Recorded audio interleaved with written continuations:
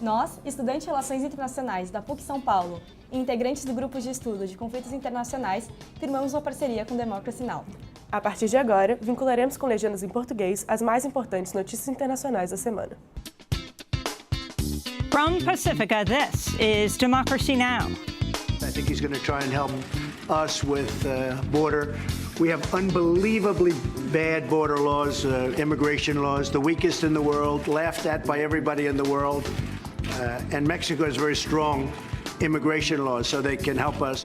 President Trump talking about Mexico's newly elected leftist president, Andrés Manuel López Obrador, calling for collaboration on border security and NAFTA.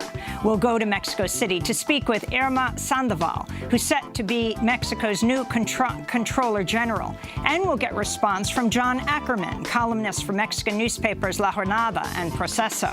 Then, as federal officials refuse to say how many migrant children they've reunited with their families before next week's deadline, we'll take you on Democracy Now!'s journey to the U.S.-Mexico border and speak with an airport worker about the separated children he's seen brought into the airport in the early morning and flown out around the country. You said that children, it looks like the oldest are like 10 and 11. How old are the youngest? The youngest, I would say they're 4 to 5 because they're already walking and everything. Yeah, so they're 4 to 5 years old. The oldest. And are they helping each other? Or are they taking care of each other? Yeah, they're always together. They're always, everybody's like always holding hands or something in there when they're waiting in there before they're ready to board. Then the Trump administration says immigrants should go to the legal ports of entry to seek asylum. But when we went to the international bridges in Brownsville, we found asylum seekers who were told the United States, the country, was full. Men, women, children had been sitting for days on the bridge baking in the hot sun. All that and more coming up.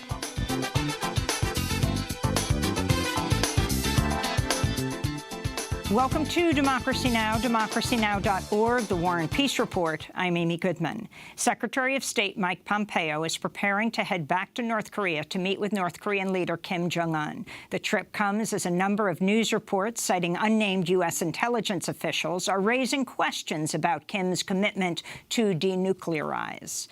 The United Nations is urging Jordan to keep its border open as more than 270,000 Syrians have fled the southwestern city of Daraa due to fierce fighting. At least 40,000 Syrians are currently massed near the border with Jordan trying to reach safety. Meanwhile, the Israeli military is sending armored and artillery forces into the Israeli-occupied Syrian territory of the Golan Heights.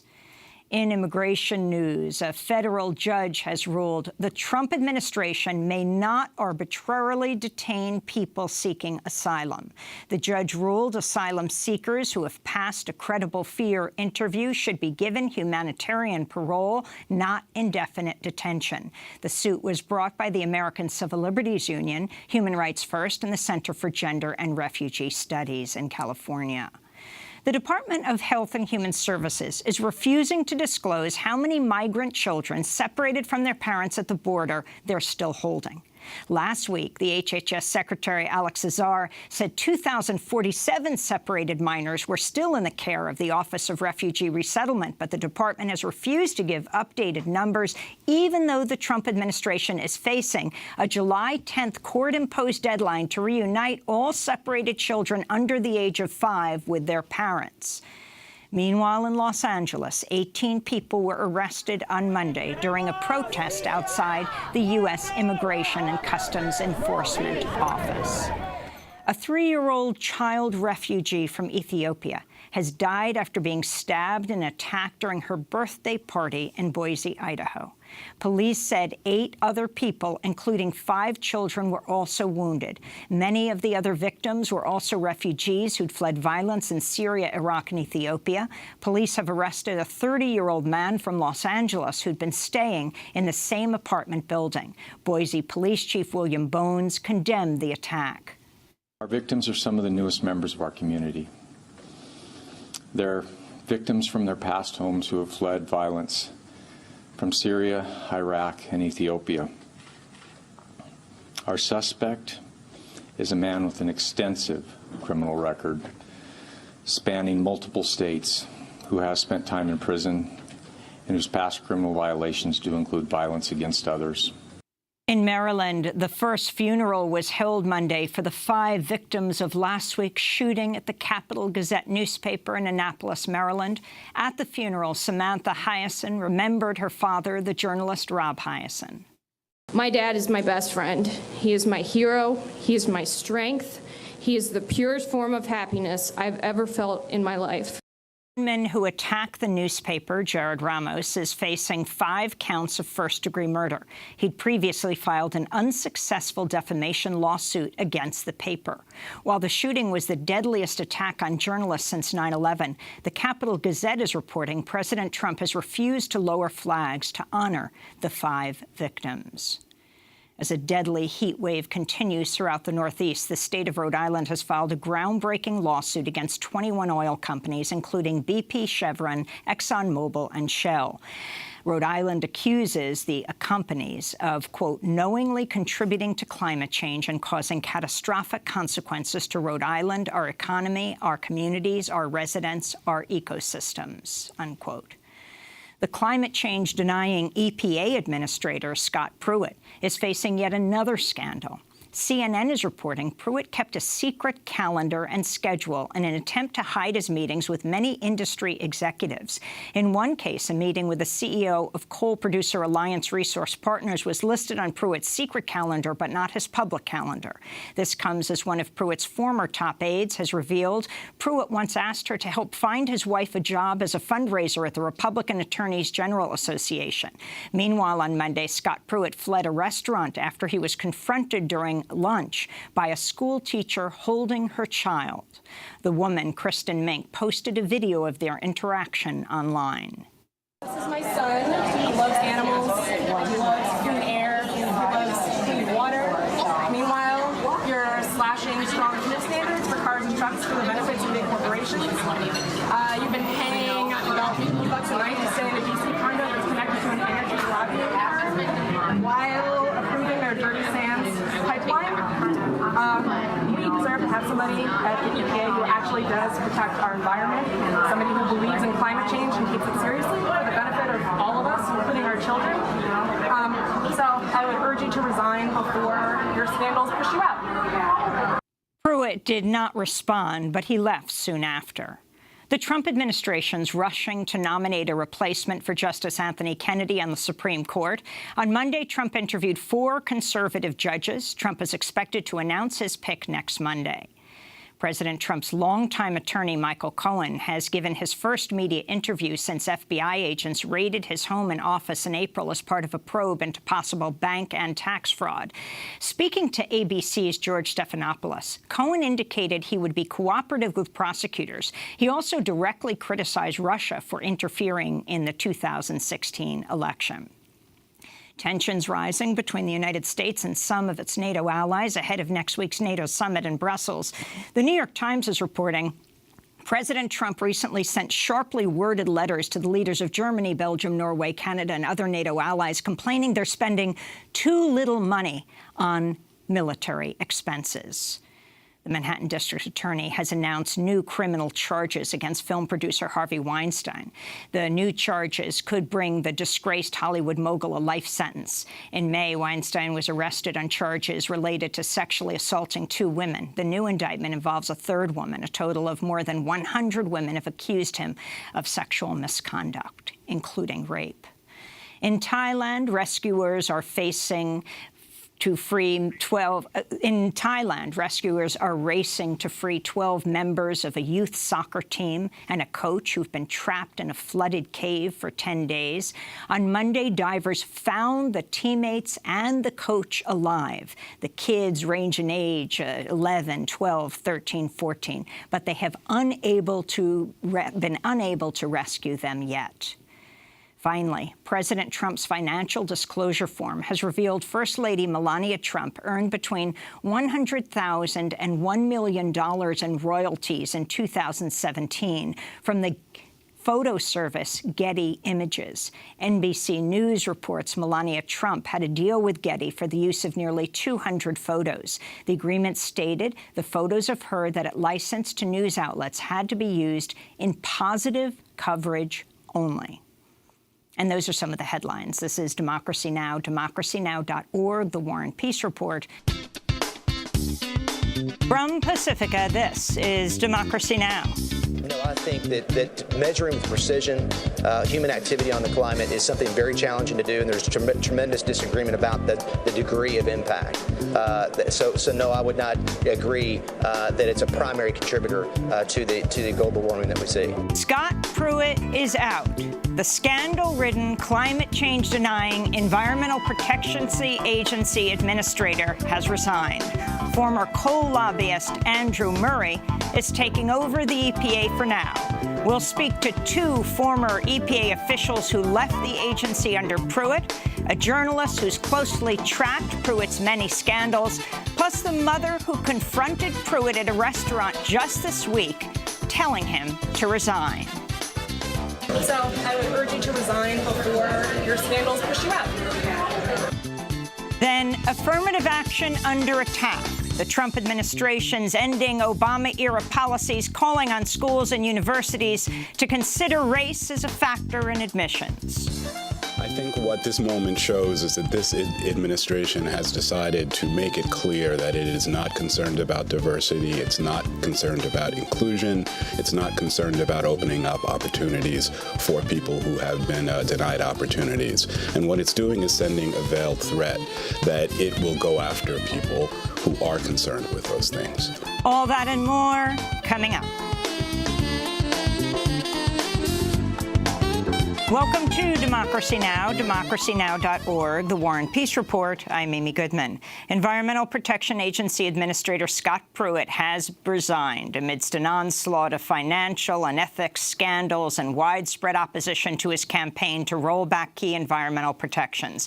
At the time of his resignation, Pruitt was facing more than a dozen federal investigations into ethical misconduct, ranging from lavish spending to asking subordinates to help his wife find a job. Just earlier this week, CNN reported Pruitt kept a secret calendar and schedule in an attempt to hide his meetings with many industry executives. And the New York Times reports Pruitt fired one aide when she objected to the practice. EPA Deputy Administrator Andrew Wheeler will become the agency's acting administrator. Wheeler is a former coal industry lobbyist, the former chief of staff for Oklahoma Republican Senator Jim Inhofe, who's known as the most notorious climate-denying lawmaker in Washington. After Headlines will host a roundtable discussion about Scott Pruitt, his legacy of environmental deregulation, and his replacement, Andrew Wheeler. The Trump administration said Thursday it's holding under 3,000 immigrant children separated from their parents by immigration officers after crossing the U.S.-Mexico border. The admission by Health and Human Services Secretary Alex Azar increased the number of separated children known to be in U.S. custody by nearly 1,000. The admission came ahead of a federal judge's deadline next week for the administration to reunite children under 5 years old with their parents. The administration now says there are about 100 such children. Just last week, HHS head Azar told lawmakers he could locate all the separated children at the push of a few buttons. Reason why any parent would not know where their child is located. I could, at keystrokes, I've sat on the ORR portal with just basic keystrokes within seconds, could find any child in our care for any parent. Secretary Azar's statement that nearly 3,000 children remain in custody has increased fears that some separated children may never be reunited with their parents. Meanwhile, at Boston's Logan Airport, Guatemalan immigrant Angelica Gonzalez Garcia was reunited with her 8-year-old daughter Thursday, nearly 2 months after the girl was taken from her at an Arizona detention center. I do not have words to express the happiness that my heart feels, because the whole of my life is here today with me, the most beautiful thing that I have received in my life. Gonzalez Garcia says an immigration agent wished her a happy Mother's Day before her daughter was taken from her without explanation and housed in a Texas detention center. Gonzalez Garcia is seeking asylum in the U.S. after fleeing severe domestic violence in Guatemala, but faces an uphill struggle after the Trump administration said it would no longer consider asylum claims on the basis of domestic abuse. Meanwhile, immigrants who were promised a path to citizenship after enlisting in the U.S. Army have been abruptly discharged. That's according to the Associated Press, which reports at least 40 people, and possibly many more, were expelled from the Army after enlisting through a recruitment program set up by President George W. Bush after the U.S.-led invasion of Iraq. The AP reports many of those discharged were not given a reason, while others were told they posed a security risk because they have relatives overseas. The Pentagon declined to answer questions about whether the move is part of a new Trump administration policy.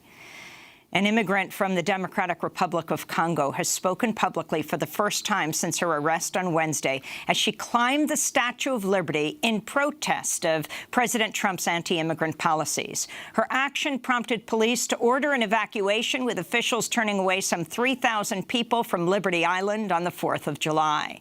The 44-year-old naturalized U.S. citizen, Therese Patricia Okumo, pleaded not guilty to charges of trespassing, interference with government agency functions, and disorderly conduct at a Manhattan court Thursday. In a statement after her arraignment, she said she was compelled to protest because Trump's policies have ripped the country apart.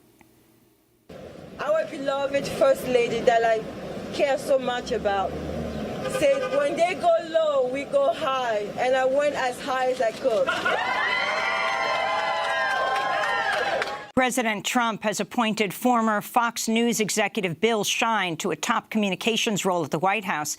In May of 2017, Shine was ousted from Fox after he was named in multiple lawsuits brought by Fox employees who said he covered up harassment and racial discrimination at the network, including sexual harassment by former top anchor Bill O'Reilly and former chair Roger Ailes.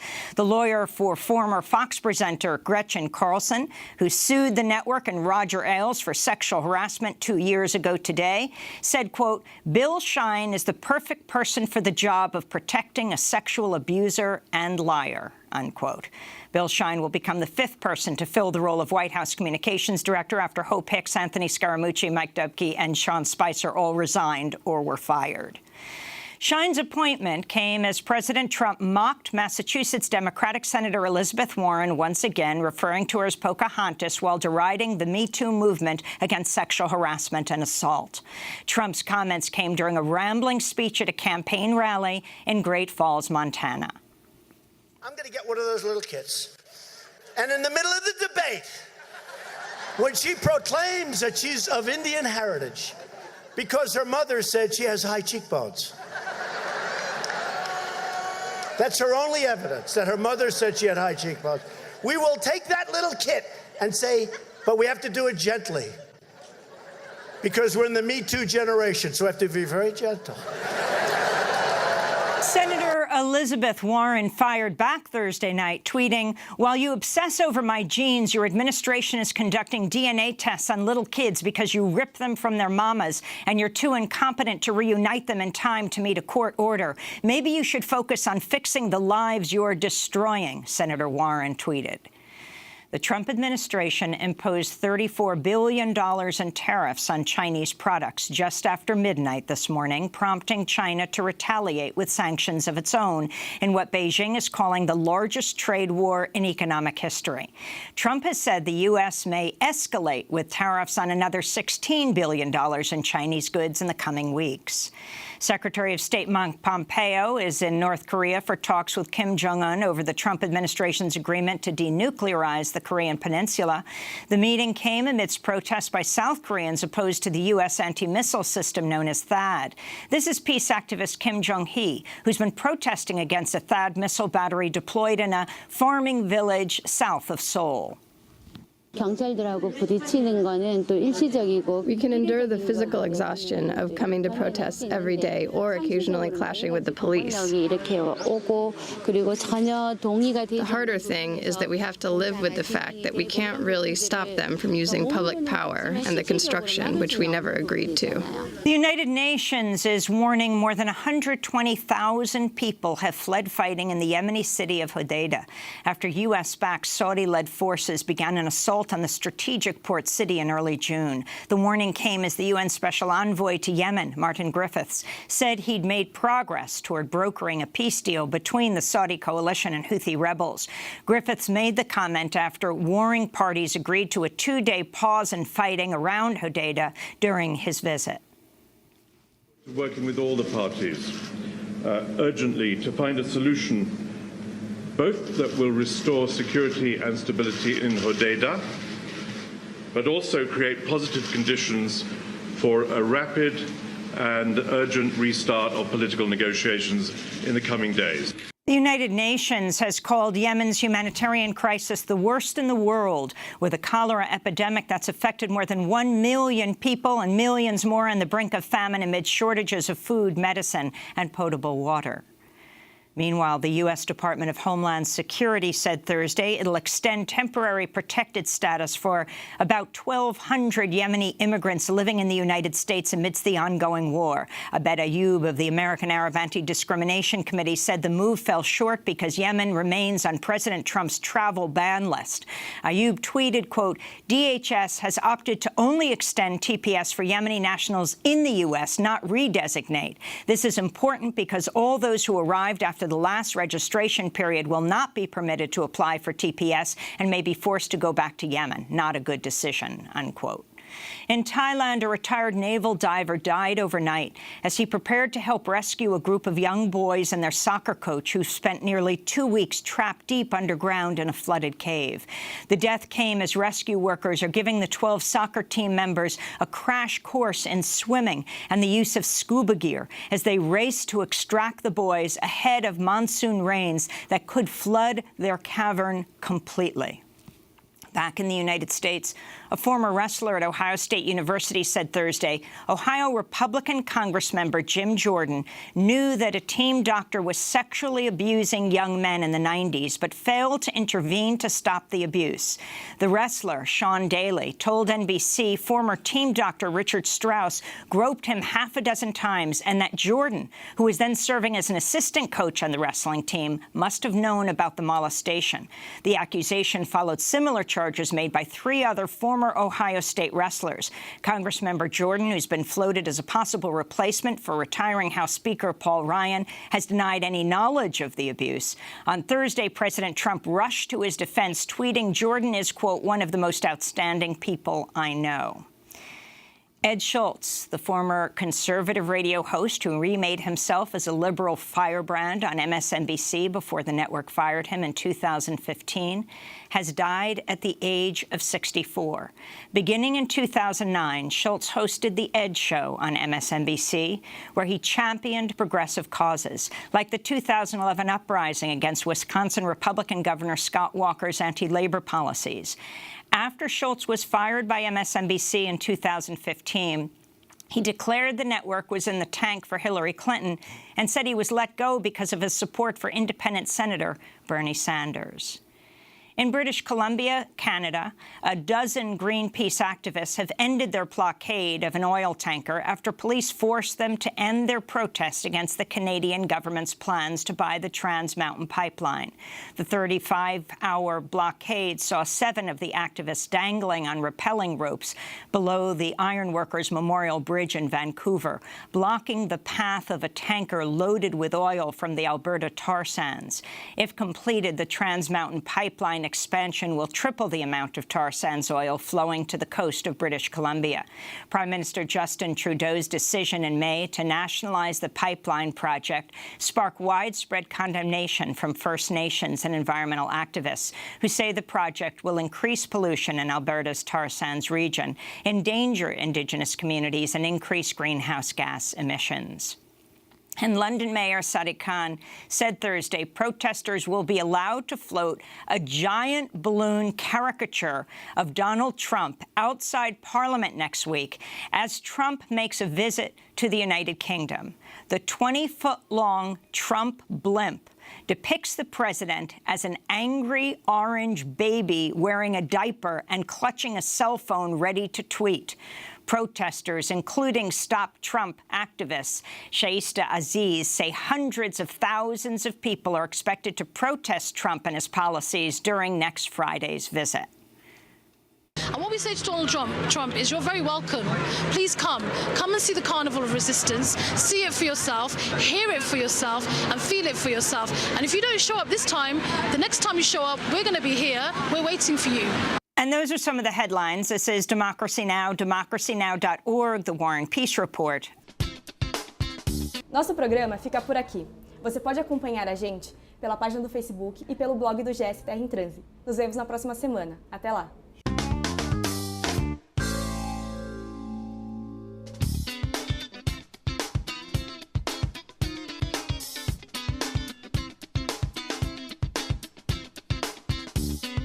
Proteja seu ovo. O professor da minha faculdade propôs um desafio ao meu grupo: construir um aparato de proteção ao ovo. Para atingir esse objetivo principal, a gente teve que utilizar os conceitos de diversas disciplinas, algumas que a gente já tinha cursado, outras não, para que a gente conseguisse montar esse projeto. Eu acredito que a gente vai ter que trabalhar com 2 tipos de armadura. O professor determinou que cada uma das equipes deveriam ter no máximo 5 integrantes, e que a gente deveria relatar tudo isso, toda essa parte, tanto de cálculo quanto de ensaios que foram feitas, num trabalho escrito.